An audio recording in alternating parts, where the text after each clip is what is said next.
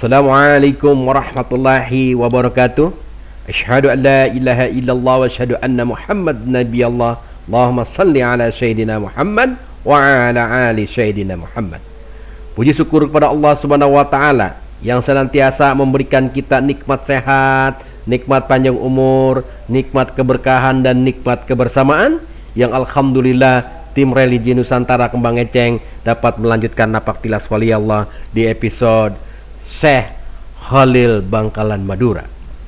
Terima kasih banyak kepada seluruh pemirsa Kembang Eceng yang sudah like and subscribe. Semoga Allah berikan kesehatan, Allah angkat penyakitnya, Allah tambahkan rezeki yang halalan thayyiban wasi'an, dan Allah berikan anak-anak yang soleh, dan Allah berikan ilmu-ilmu yang bermanfaat. Yuk ikut kami di Napak Tilas Wali Allah episode Syekh Bangkalan Madura atau Syekh Khalil. Jangan lupa like and subscribe supaya tidak tertinggal oleh video-video kami selanjutnya.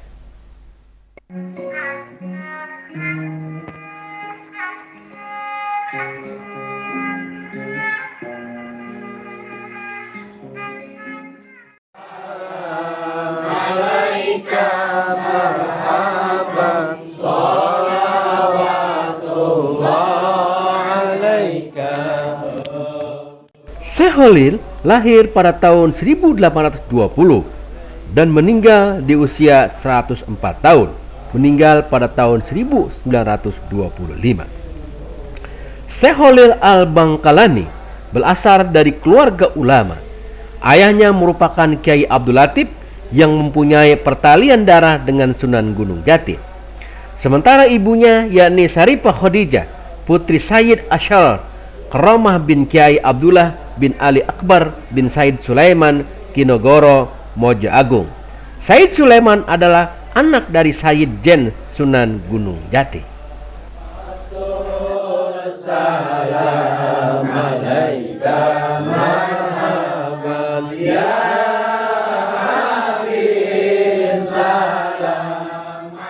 Pada episode ini kami akan membahas tentang 4 kisah karomah Syekh Khalil Al-Bangkalani yang berada di Madura. Perjalanan Syekh Khalil atau kisah Syekh Khalil itu sudah kami ceritakan atau kami bahas di YouTube Kembang Eceng dengan judul Ke Madura Ingat Syekh Khalil.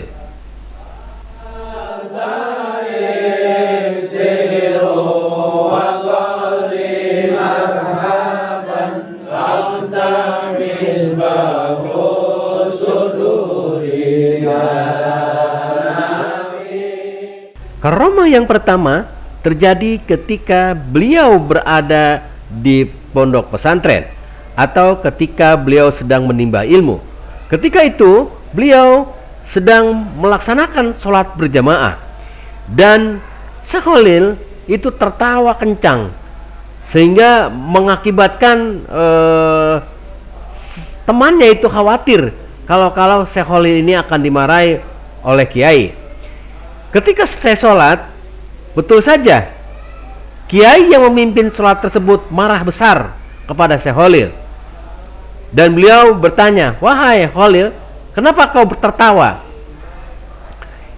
"Ya Tuan Guru, tadi saya ketika sholat, saya melihat bahwa di atas kepala Tuan Guru itu ada berkat. Kalau sekarang tuh dus nasi.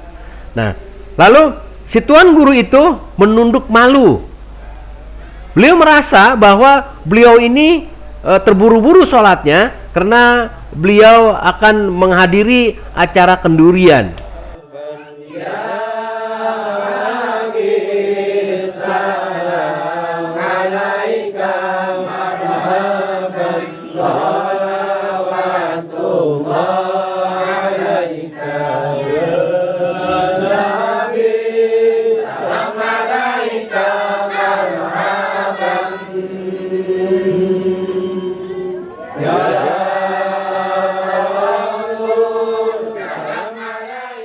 Karomah yang kedua, pada suatu hari para ulama berkumpul di Masjidil Haram untuk mendiskusikan dan membahas tentang haram atau halal kepiting dan rajungan.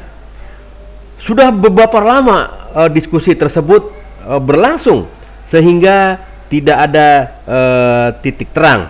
Dengan tidak adanya solusi dalam diskusi tersebut, akhirnya Syekh Khalil menawarkan solusi dan beliau dipersilakan untuk naik mimbar.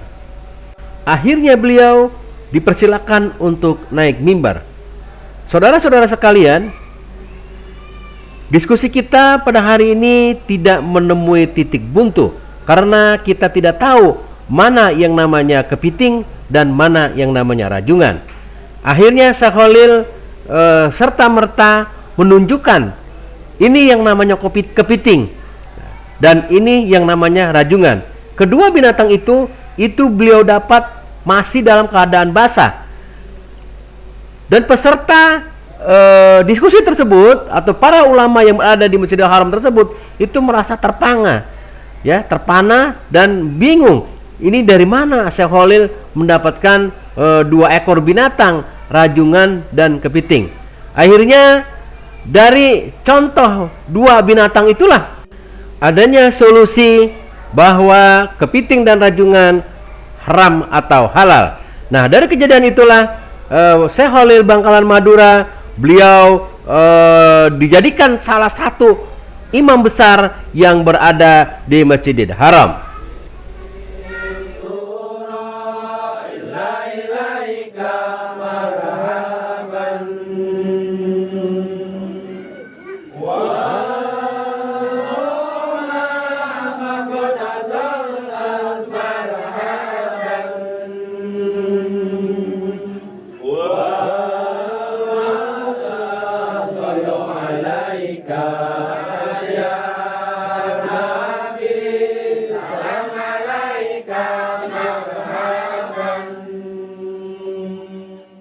Karomah yang ketiga beliau, pada suatu hari di pinggir pantai di daerah Bangkalan, Syekh Khalil ditemani oleh Kiai Samsul Arifin.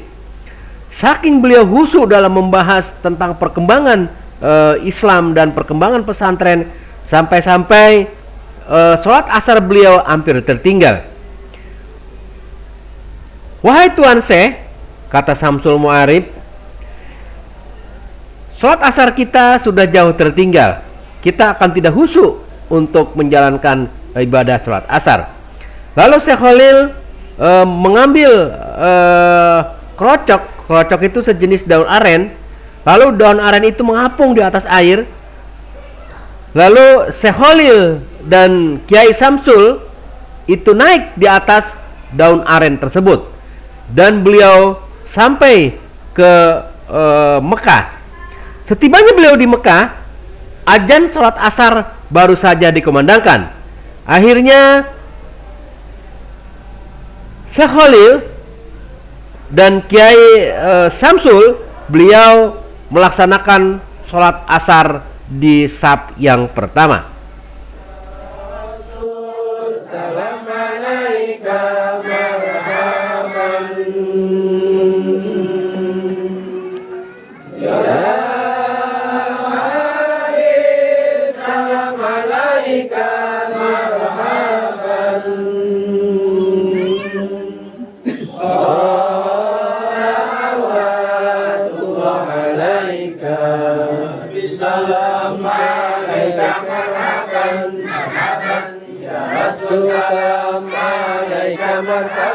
Marhaban ya Habib, salam alaika, marhaban, marhaban, salawatullah alaika, marhaban, marhaban, watanna dawli rahili, marhaban, marhaban, jitum wadam. Karomah yang keempat, Syekh Khalil dapat membelah diri, artinya berada di beberapa tempat dalam suatu waktu. Ketika beliau sedang mengajar santrinya di pondok, itu tiba-tiba baju Syekh Khalil itu basah. Akhirnya para santri merasa bingung, kok kenapa nih Tuan Guru bajunya basah. 1 bulan kemudian jawaban tersebut terjawab.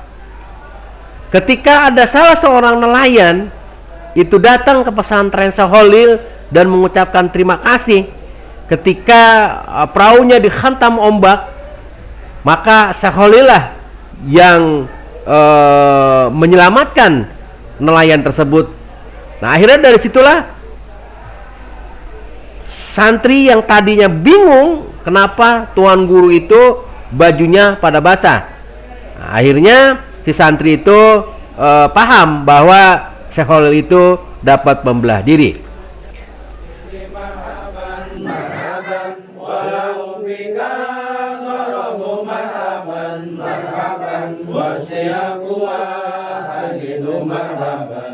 Nabi salam alaika marhaban, marhaban.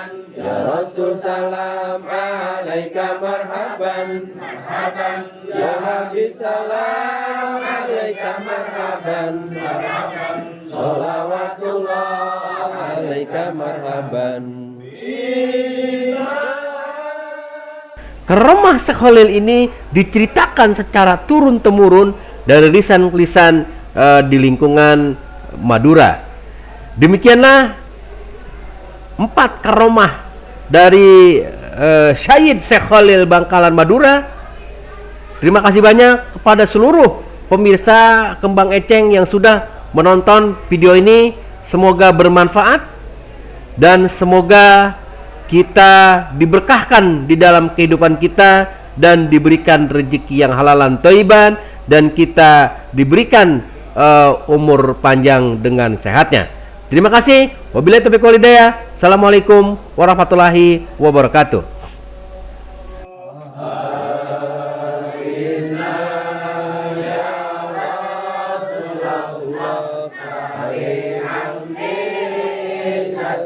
Ya